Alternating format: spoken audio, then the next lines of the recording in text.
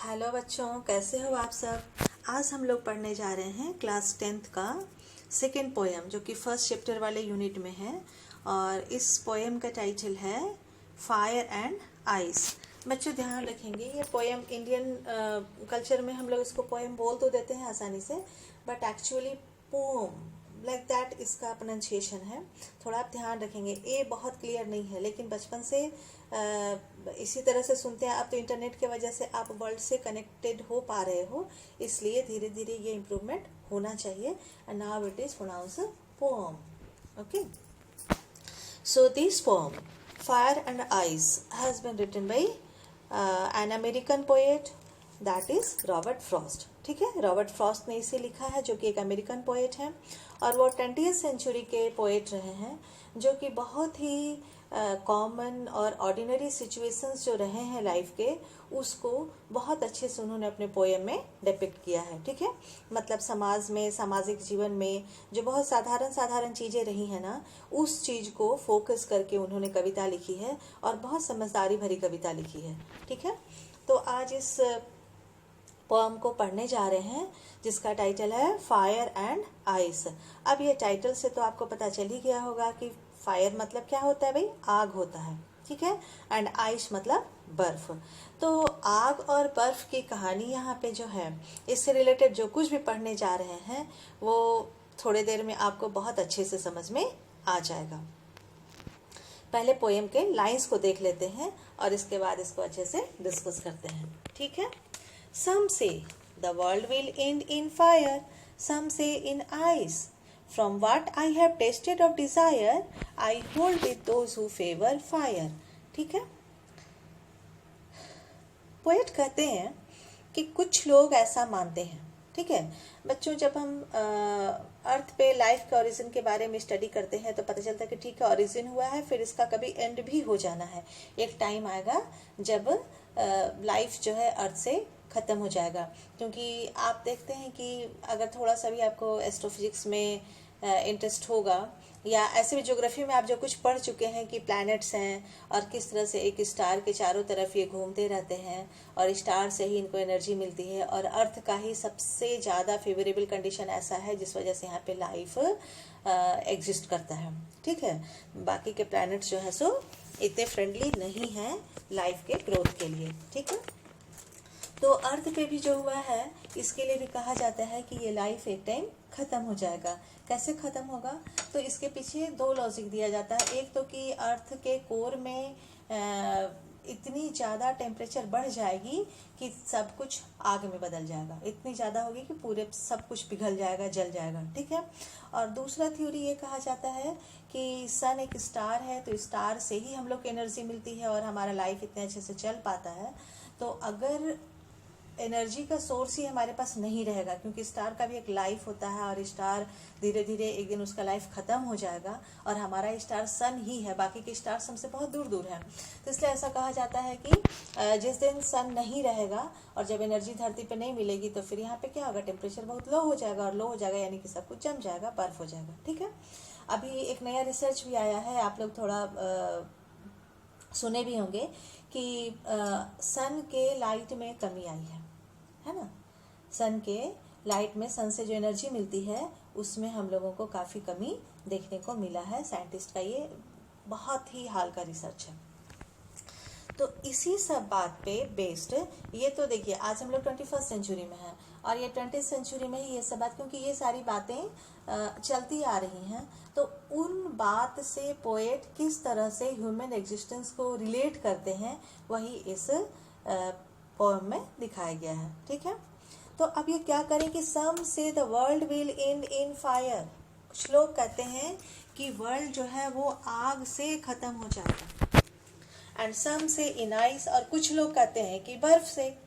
From what I have tested of desire. अब poet करें कि ये डिजायर जो है ना, डिजायर का कंपैरिजन किया गया किससे, फायर से। From what I have tasted of desire, I hold with those who favor fire. कहते हैं कि डिज़ायर के बारे में मुझे जितनी जानकारी है, जितना मैं समझ पाया हूँ, टेस्ट करना मतलब कि उसको अच्छे से जान पाना, ठीक है। यहाँ पे टेस्ट का मतलब हो गया जान पाना।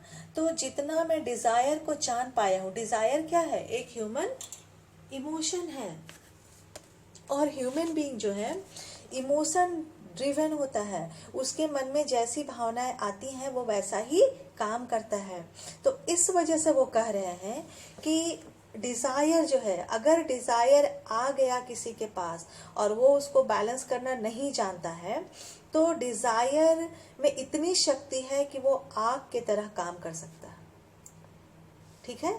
डिजायर का कंपैरिजन यहाँ पे फायर से किया गया है, उसको सिंबॉलिकली फायर को डिजायर कहा गया है, ठीक है।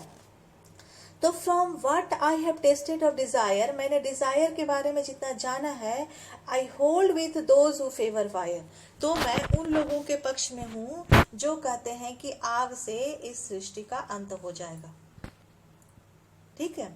ये डिजायर को क्यों पोएट ने आग कहा है, क्योंकि डिजायर एक ऐसी चीज है कि अगर मन में आ जाए, अगर हमारे अंदर ये इमोशन आ जाए, क्योंकि हम जब इमोशन को कंट्रोल करना नहीं जानते हैं तो ये इमोशन हमें कहाँ ले जाएगी हम नहीं जानते हैं।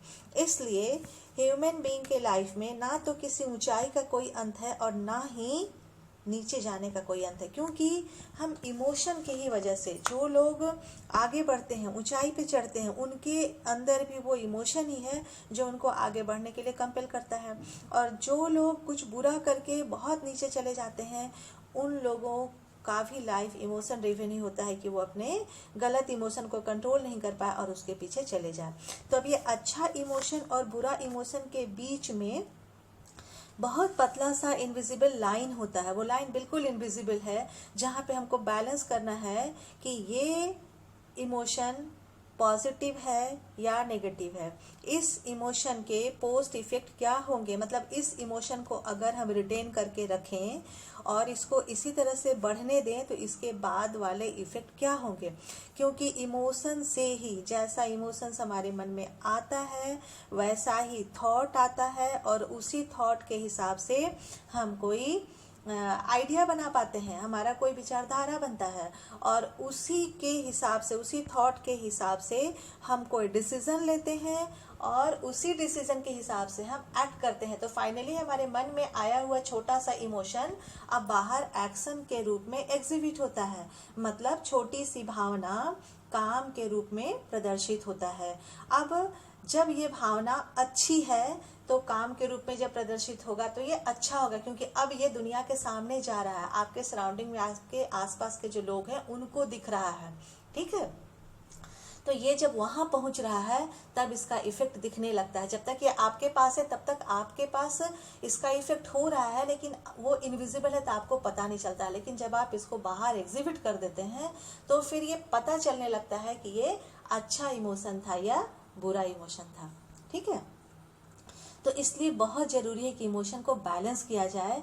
बट ह्यूमन बीइंग की सबसे बड़ी कमजोरी है कि 99% लोग अपने इमोशन की ना तो सही से पहचान कर पाते हैं और ना ही उसको बैलेंस कर पाते हैं। इसलिए पोएट ने कहा है कि जो डिजायर है, जो इच्छा है ना, वो आग जैसी है। जैसे आग सब कुछ जला के राख कर देता है, उसी तरह से इच्छा भी मनुष्य को और साथ साथ उससे संबंधित दुनिया को जला करके नष्ट कर देती है, ठीक है। नेक्स्ट स्टैंजा में पोएट कहते हैं कि but if it had to perish twice, perish means to destroy ना, नष्ट होना, खत्म होना, ट्वाइस मतलब 2 बार, कि लेकिन यदि अगर इसको 2 बार नष्ट होना है, ठीक है, अगर इसको 2 बार नष्ट होना है तो आई think I no enough of hate, तब मुझे लगता है कि मैं हेट के बारे में भी बहुत कुछ जानता हूँ। मतलब मैंने हेट को भी टेस्ट किया है, मुझे हेट के बारे में भी जानकारी है। हेट मतलब क्या, नफरत, घृणा। To say that for destruction ice is also great, ठीक है। पहले वाली स्टैंजा में बात हुई है कि अगर आग से दुनिया को खत्म होना है तो मैं उसके फेवर में हूं, क्योंकि हमारी इच्छा ही सबसे बड़ी आग है, और दूसरी स्टैंजा में पोएट कहते हैं कि अगर इस दुनिया को दोबारा खत्म होना है और इसको आइस से खत्म होना है, तो वो आइस कैसा है? उस आइस को पोएट कह रहे हैं कि वो हेट है। I think I know enough of hate, वो हेट है। To say that for destruction ice is also great.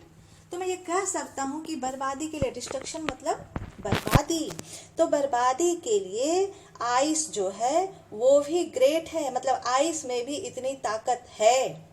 ये आइस कैसी आइस है? हैट्रेड वाली आइस है, घृणा वाली आइस है। आइस में भी इतनी ताकत है कि वो दुनिया को खत्म कर दे। एंड वुड सफाइस, मतलब ये काफी होगा। Suffice means to be sufficient, ठीक है। तो ये दुनिया को खत्म करने के लिए काफी होगा। बच्चों, ये तो हुआ पोयम का लिटरल मीनिंग कि ठीक है, आग से भी दुनिया खत्म हो सकती है और आइस से भी खत्म हो सकती है। अब इसका जो फिगरेटिव मीनिंग है वो ये कि पोएट इसके माध्यम से कहना क्या चाहते हैं। तो हमारे अंदर डिजायर को हम लोग डिस्कस कर चुके फर्स्ट स्टैंजा में। दूसरा है हेट। ये हेट जो है ना, हेट एक ऐसा फीलिंग है, एक ऐसा इमोशन है जो कि सब कुछ बर्बाद करने के लिए काफी है। क्योंकि हेट जहाँ पे पनपता है, हम इसको फिर से देख नहीं पाते हैं ना। फर्स्ट स्टैंजा में हम लोग डिस्कस किए कि इमोशन ऐसा इनविजिबल एलिमेंट है जो कि हमारे मन में पैदा हुआ, और हम अगर उसको वॉचफुली ऑब्जर्व नहीं किए कि ये सही है कि गलत है, तो वो बढ़ता चला जाएगा और वो कौन सा रूप लेगा ये पता नहीं है। क्योंकि अच्छे इमोशन और बुरे इमोशन में कोई फर्क अलग से नहीं दिखता है, बहुत ही इनविजिबल लाइन होता है। ये हमारी ड्यूटी है कि हम वॉच करें कि हमारे अंदर कौन सा इमोशन चल रहा है, ठीक है। और उसके बाद उसको बैलेंस करें, और अगर अच्छा इमोशन है तो उसको बढ़ने दें, उसको एनकरेज करें, उसका पाथ पेव करें, और अगर वो गलत है तो उसको वहीं पे रोक दें, ठीक है। तो इसीलिए पोएट कहते हैं, क्योंकि ये हेट्रेड जो है ना, हेट्रेड मतलब घृणा, तो हेट जहां पैदा हुआ, तो पैदा जहां पे हुआ सबसे पहले ये उसी व्यक्ति को नुकसान पहुंचाना शुरू कर देता है। हेट के वजह से जब घृणा कहीं पे पैदा होती है, तो जिससे हम घृणा करते हैं, जिस चीज से घृणा करते हैं, उस चीज को तो नुकसान बाद में पहुंचेगा, लेकिन पहले उस व्यक्ति को नुकसान पहुंचता है जो कि घृणा करता है, ठीक है। तो अब इस घृणा की वजह से क्या क्या नुकसान हो सकता है? वो आदमी पहले तो मानसिक रूप से एक तरह से वो स्लेव हो जाता है एक इमोशन का, क्योंकि अभी हेट उसको ना हर समय अंदर से घेरे रहता है, तो एक इमोशन का वो स्लेव हो गया। और जिस व्यक्ति के बारे में या जिस चीज से वो घृणा कर रहा है, उस चीज के बारे में हमेशा उसके मन में नेगेटिव थॉट्स आते हैं, तो एक तरह से उसका पूरा जो सर्किल है इमोशन का, थॉट का, वो नेगेटिविटी से भर जाता है। और जहाँ नेगेटिविटी होगी वहां पे कुछ भी पॉजिटिव फिर आ ही नहीं सकता है। तो इसलिए इसमें इतनी ताकत है कि ये धीरे धीरे करके पहले जहाँ पे ये हेट पैदा हुआ है, यानी कि उस व्यक्ति को, और धीरे धीरे उसके सराउंडिंग, और अगर सारे लोग ऐसे हो जाए, सारे ह्यूमन बीइंग ऐसे हो जाए, तो फिर दुनिया को अंत होने में ज्यादा समय नहीं लगेगा, ठीक है। यही बात पोएट यहाँ पे कहना चाहते हैं कि इच्छा और घृणा ये दो ऐसे एलिमेंट हैं हमारे लाइफ के, जिनको कि अगर चेक एंड बैलेंस नहीं किया जाए तो इस दुनिया के अंत के लिए ये काफी है, ठीक है। और इसका परिणाम तो बहुत कुछ देखने में मिल गया है। अभी आप जिस सिचुएशन से गुजर रहे हैं, ये भी कुछ इसी तरह के फीलिंग का रिजल्ट है। वर्ल्ड वार आप देख चुके हैं कई बार, और किसी दूसरे देश पे अटैक हो रहा है, इंपीरियलिज्म है, ये सारे चीज कहीं ना कहीं इसी तरह के फीलिंग्स के पोस्ट इफेक्ट होते हैं, और उसी का रिजल्ट होता है कि दुनिया में इतनी तबाही आती है। अगर हम लोग इस नेचर के दिए हुए सारे जो चीज है, नेचर के जितने भी एलिमेंट्स हैं, उसको ग्रेटिट्यूड के साथ एक्सेप्ट करें, तो हम ये दोनों ही फीलिंग से बच जाएंगे। ना तो डिजायर कभी अनलिमिटेड हो पाएगा और नेगेटिव होगा, और ना ही हैट्रेड कभी बहुत ज्यादा आगे बढ़ पाएगा जो कि हमारे ही नुकसान का हिस्सा बन पाए। हेट हो सकता है, किसी भी गलत चीज से हमको हेट क्रिएट हो सकता है, बस लेकिन इस हेट को बैलेंस कैसे करना चाहिए कि ये हेट को आप इग्नोरेंस में और इसको आप नेग्लिजेंस में चेंज कर दीजिए। क्योंकि हम ऐसे सिचुएशन में रहते हैं, ऐसे सराउंडिंग में रहते हैं जहाँ पे बहुत चीज़ें बुरी बुरी होती है जो हमको पसंद नहीं हो सकता है, और वहाँ पे हेट क्रिएट होता है। लेकिन उस हेट को बचा के रखना पड़ेगा कि ये हेट हमारा नुकसान नहीं करे, क्योंकि हम हेट डिड से करते हैं। जनरली क्या होता है कि हेट हम पर्सन से करने लगते हैं जो उस एक्ट से रिलेटेड है, लेकिन ऐसा नहीं होना चाहिए। हेट डिड से होना चाहिए, जो काम गलत हुआ है हेट उससे होना चाहिए। और अगर ऐसा समझ जाएंगे तो फिर हम हेट को बैलेंस कर पाएंगे और नेग्लिजेंस के कंडीशन में उसको ला पाएंगे और उससे दूर रह पाएंगे और डिस्ट्रक्शन से बच पाएंगे। ठीक है, तो रॉबर्ट फ्रॉस्ट यही कहना चाहते हैं कि यहाँ पे डिजायर और आइस, ये दोनों, डिजायर को क्या कहा गया है, फायर। ठीक है, डिजायर जो है वो फायर है, यानी कि इस पोयम का जो टाइटल है फायर, तो फायर स्टैंड्स फॉर डिजायर। ठीक है, और वो डिजायर का मतलब कि greed, conflict, fury, cruelty, lust, avarice, मतलब एकदम लालच का हद बढ़ते जाना। ठीक है ना, इच्छा से शुरू हुआ और वो कब लालच में बदल गया, और लालच के बाद कब वो इस तरह के फीलिंग में आ गया, एवेरिसनेस, कि जहाँ पे फिर कोई लिमिटेशन नहीं रह जाता है मोरल और इमोरल का, और हम अपने चाहे हुए चीज़ को पाने के लिए कुछ भी करने को तैयार रहते हैं। तो ये उसका रूट है, इसलिए इसको स्टार्टिंग में ही कट कर देना चाहिए। इसी तरह से आइस जो है वो आइस यहाँ पे स्टैंड करता है हैट्रेड के लिए। और हैट्रेड से क्या आता है, हैट्रेड जब हम लाते हैं कहीं पे, हैट्रेड कहीं पे भी देखने को मिलता है, तो ये तो रूट है। इसके जो स्टेम और फ्रूट्स जो होते हैं ना, वो insensitivity, coldness, intolerance, indifference, rigidity, तो ये सारे चीज़ जो हैं वो इसके फ्रूट्स एंड ब्रांचेस हैं। तो इनका रिजल्ट जो है वो नेगेटिव होता है, और ये डिस्ट्रक्शन के लिए काफ़ी है दुनिया के। ठीक है बच्चों, उम्मीद करती हूँ कि ये पोएम समझ में आ गया होगा। यानी कि ये रॉबर्ट फ्रॉस्ट हमको कहना क्या चाहते हैं, हम लोगों को हेट और डिज़ायर पे कंट्रोल रखना चाहिए अगर हम चाहते हैं कि ये दुनिया बची रहे और हमारे रहने के लायक रहे। हमारा लाइफ इटर्नल नहीं है, जो चीज़ यहाँ जन्म हुआ है वो तो एक दिन एंड हो ही जाएगा, लेकिन जब तक ये दुनिया चल रही है और इस दुनिया को नेक्स्ट जनरेशन को हमको सौंपना है, तो थोड़ा बेटर वर्ल्ड उनको हम दे, ताकि हम जैसे अपने पूर्वजों से लिए हैं उससे भी बेहतर उनको बना करके दे सकें कि उनको यहाँ रहने में प्राउड फील हो। ठीक है, अब हम लोग देख लेते हैं एग्जामिनेशन के व्यू से कि इस पोएम से क्या क्या हम लोगों को याद रखना चाहिए, क्या क्या एग्जाम्स में पूछे जा सकते हैं। तो टाइटल फायर एंड आइस और पोएट का नाम रॉबर्ट फ्रॉस्ट, ये तो आपको याद रखना है, एक्सट्रैक्ट्स में पूछे जाते हैं।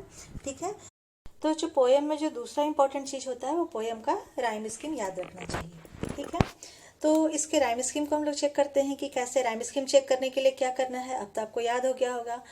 पोएम के हर लाइन के लास्ट वर्ड को चेक करते हैं कि उसका प्रोनाउंसिएशन और दूसरे किस लाइन के एंड वर्ड से मैच कर रहा है। अगर मैच करेगा तो वो सेम राइम का होगा, नहीं तो फिर उसको दूसरा नाम देंगे। तो पहले वाले को नाम देते हैं ए। ठीक है, किसी भी पोएम में फर्स्ट वाला जो वर्ड है उसको हम लोग नाम देते हैं ए। ठीक है, अब दूसरा जो है वो देखेंगे कि ए से मैच कर रहा है कि नहीं। ये फायर है, फायर से आइस बिल्कुल नहीं मैच कर रहा है, इसलिए इसका नाम हो जाएगा बी। इसके बाद डिज़ायर है, फायर और डिज़ायर मैच कर रहे हैं, तो ये फिर से ये हो जाएगा। और फिर फायर है, ये भी मैच कर रहा है, तो ये हो गया ए। यानी कि हम लोग को मिला ए बी ए ए। ठीक है, अब नेक्स्ट स्टेंजा में देख लेते हैं। यहाँ पे आप देखिए, ये है ट्वाइस, ट्वाइस आइस से मैच कर रहा है ना, तो हम लोग देखे थे कि आइस जो है वो बी बन रहा है। अब हेट जो है वो हेट किसी से नहीं मिल रहा है, तो हेट हो जाएगा सी। ठीक है, आइस फिर से बी हो जाएगा। और ग्रेट, ग्रेट किससे मिल रहा है, हेट से, तो ये सी हो गया। और सफाइस किससे मिल रहा है, बी से। ठीक है, वो आइस, ट्वाइस, सफाइस सब मैच कर रहा है, तो ये हो गया पोएम का राइम स्कीम। ओके बच्चों, हम लोग अभी तक देख लिए कि राइम स्कीम पोएम में कैसा यूज़ हुआ है। अब देखते हैं कि पोएम में कौन कौन सा लिटरेरी डिवाइस यूज़ हुआ है। तो फिर हम फर्स्ट लाइन से ही देखते हैं कि सम से, यहाँ पे एस रिपीट हुआ है। ठीक है, सम से एस एस दोनों वर्ड में है, तो इसको कहते हैं एलिट्रेशन। ठीक है, अब ये एलिट्रेशन और रिपीटेशन ऑफ कॉन्सोनेंट कहाँ पे दिख रहा है, यहाँ देख लीजिए, फेवर फायर में दिख रहा है, ठीक है। कहाँ पे हम लोग को दिख रहा है? Favour fire. फिर इसी लाइन में दिख रहा है वर्ल्ड विल ना, वर्ल्ड विल, तो WW ये भी रिपीट हुआ है, तो यहाँ पे भी एलिट्रेशन है, ठीक है। इसके बाद हम देखते हैं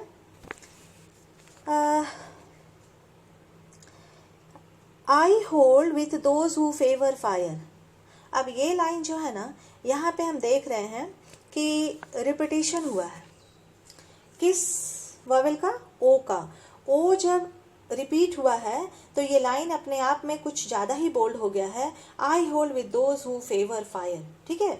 ओ के रिपीटिशन से जो भी लिटरेरी डिवाइस यहाँ यूज हो रहा है that is known as assonance, क्योंकि जब कोई वॉवेल एक ही लाइन में एक से ज़्यादा वर्ड में रिपीट हो तो उसको हम लोग एसोनेंस कहते हैं, ठीक है। अब हम लोग देखते हैं सम से फर्स्ट लाइन का भी स्टार्टिंग है और सेकंड लाइन का भी स्टार्टिंग है, ठीक है। सम से, तो इसको हम लोग कहते हैं एनाफोरा, ठीक है। जब सेम वर्ड से एक से ज़्यादा लाइन स्टार्ट होते हैं तो उसको हम लोग कहते हैं एनाफोरा। अब पोएट का ये कहना कि फायर और आइस जो हैं वो वर्ल्ड को ख़त्म कर देंगे, यानी कि फायर और आइस को पोएट ने एक पर्सन की तरह यूज किया है, ठीक है। जैसे एक पर्सन किसी काम को कर सकते हैं उस तरह से, क्योंकि फायर और आइस दोनों नॉन लिविंग ऑब्जेक्ट हैं, लेकिन इनको पोएट ने लिविंग ऑब्जेक्ट की तरह यूज किया है। तो ऐसे डिवाइस को कहते हैं पर्सोनिफिकेशन, ठीक है। यानी कि इस पोएम में पर्सोनिफिकेशन का भी यूज किया गया है, जहां पे पोएट ने फायर और आइस दो ऑब्जेक्ट को एनिमेटेड किया है, ठीक है, उनको एज ए पर्सन ट्रीट किया है, ठीक है। अच्छा, अब हम लोग देखते हैं कि जो लाइन शुरू हो रहा है ना, तो देख लीजिए फायर के बाद कोई कॉमा नहीं और ये आके सेकंड लाइन में फुल स्टॉप हो रहा है, यानी कि फर्स्ट लाइन और सेकंड लाइन मिल करके इंजैबमेंट बनाते हैं। इंजैबमेंट एक ऐसा लिटरेरी डिवाइस है जब पोएम के डिफरेंट लाइन्स, लाइन का ब्रेक तो हो जाए लेकिन वहाँ कोई कॉमा और फुल स्टॉप नहीं हो और वो कंटिन्यू करे नेक्स्ट लाइन में भी, तो उसको इंजैबमेंट कहा जाता है। और स्पेलिंग है ENJAMBMENT, ठीक है। तो अब फिर उसी को आगे देखते हैं कि फ्रॉम से लेकर के फायर तक में भी, क्योंकि डिजायर के बाद कोई कॉमा नहीं है, कोई फुल स्टॉप नहीं है, यहाँ हो गया।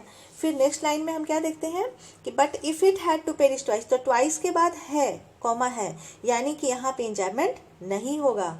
फिर आई थिंक आई नो, अब यहाँ से लेकर के आप लास्ट लाइन में देखिए सीधे फुल स्टॉप है, मतलब हेड के बाद कोई कॉमा नहीं, आइस के बाद कोई कॉमा नहीं, ग्रेट के बाद कोई कॉमा नहीं और सीधे सफाइस के बाद फुल स्टॉप। तो ये भी इंजैबमेंट का ही एग्जाम्पल है, क्योंकि एक ही आइडिया कंटिन्यू हो रहा है डिफरेंट लाइंस में, ठीक है। अब हम लोग पोएम में जितने भी लिटरेरी डिवाइस यूज हुए हैं उनको देख लिए, तो मुझे उम्मीद है कि आपको पोएम अच्छे से समझ में आ गया होगा। अगर इस पोएम से रिलेटेड आपको कोई भी क्वेरी हो तो आप कमेंट बॉक्स में पूछ सकते हैं, आपके क्वेरीज के आंसर्स दिए जाएंगे। उम्मीद करती हूँ पोएम बहुत अच्छे से समझ में आया होगा। बच्चों एक बात आप ध्यान रखें, ठीक है, एक बार आप सुन लिए तो जब आपको लिखने में परेशानी होती है तो वीडियो को पॉज करके लिख सकते हैं। कई बच्चों के मैसेज आ रहे थे कि मैम लिखने में, तो आप वीडियो को थोड़ा पॉज कर ले बच्चों और वहाँ पे पॉज करके लिख ले जो भी छूटता है आपका, क्योंकि अगर आप अभी नोट्स नहीं बनाएंगे तो धीरे धीरे जब सारे चैप्टर्स के मटेरियल आपके पास आ जाएंगे तो फिर आपको एक साथ बहुत बड़ा बर्डन हो जाएगा। और थोड़ा थोड़ा हर दिन एक एक चैप्टर करते जाएंगे तो एक रिटन नोट्स तैयार रहेगा, बीच बीच में आप उठा के रिविजन कर पाएंगे, तो पूरा सिलेबस आपके ग्रीप में रहेगा, आपको कभी भी ये सिलेबस वास्ट नहीं लगेगा। और यही हमारा मकसद है, इसीलिए चैनल का नाम भी है विनिंग इंग्लिश, मतलब इंग्लिश के डर को तो भगा ही देना है, इंग्लिश पे जीत हासिल कर लेना है। कि भले यहाँ पे सेकंड लैंग्वेज है आपके स्टेट में, लेकिन इसके बावजूद भी इसको पूरी तरह से अपने कमांड में रखना है, ठीक है ना। कोई लैंग्वेज इंसान से बड़ा नहीं हो सकता और आपके अंदर इतनी कैपेसिटी है कि आप इसको अच्छे से सीख सकते हो। तो ये आपके लिए ही नाम है विनिंग इंग्लिश, ओके। तो उम्मीद करती हूँ आपको ये अच्छा लगा होगा और आप जब भी वीडियो सुनने बैठे तो पेन और कॉपी लेकर के बैठे और आप उसको नोट करते जाएं, और फिर जैसे जैसे आप अचीव करते जाते हैं आप मुझे भी बताते जाएं कि आपको इस नोट्स बनाने से क्या फ़ायदा हुआ, इस वीडियो से आप कितना हद तक इंग्लिश को विन कर पाए। थैंक यू बच्चों।